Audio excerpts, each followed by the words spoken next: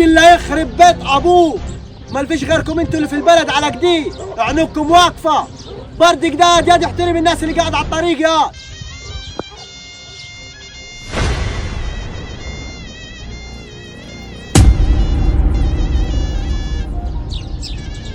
هي مش تمشي براحتك.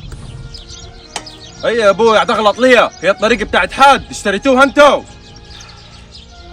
لا يا ابو عمو، ما اشتريناش الطريق ولا حاجه، بس واجب عليك انت ومعدي تحترم الناس اللي قاعده على الطريق.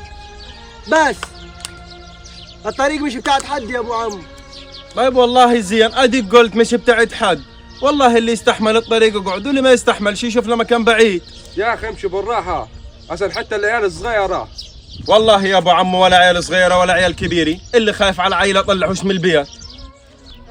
لا ما حقه، ما كل اللي ربنا كرمه بهبابة مستكل ولا هبابة عربية ماشي ناقص يدوس على الخلق اللي قاعدة. ايه يا ابوي مالكم؟ كل اللي كرم ربنا بهبابة مستكل ماشي كده يغبر على الناس وما شايفش حد في الطريق. ليه قلة الأدب والبرود دي؟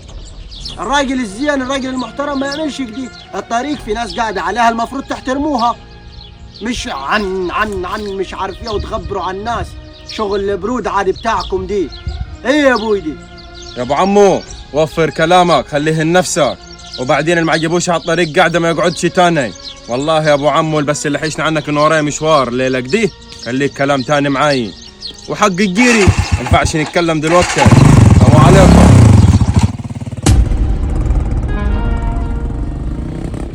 يعني كنت هتعمل ايه يعني؟ كنت هتحرته ولا هتحرته؟ اخص على عنقك يا ولدي، والله عنقك مملح. روح، ما هتجي لكم من فوق، والله هتتقلبوا يا ولدي وهتعملوا حوادث وهتغوروا في داهيه.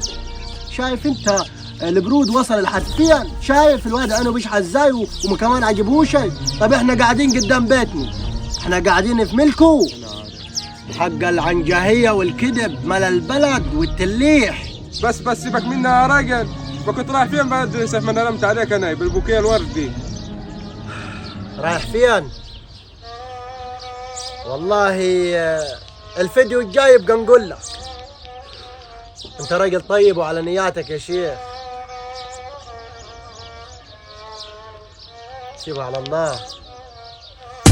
يا راجل ده كل اللي ربنا كرمه بهبابة مستكل ولا عربي يمشي يغبر على الناس ويعمل ازعاج للناس هي ونايمي وشغلانه ما يعلم بها الا ربنا. يا راجل ده ناس مستفزه من ربنا يا ابوي، من ربنا. لا لا لا لا لا لا لا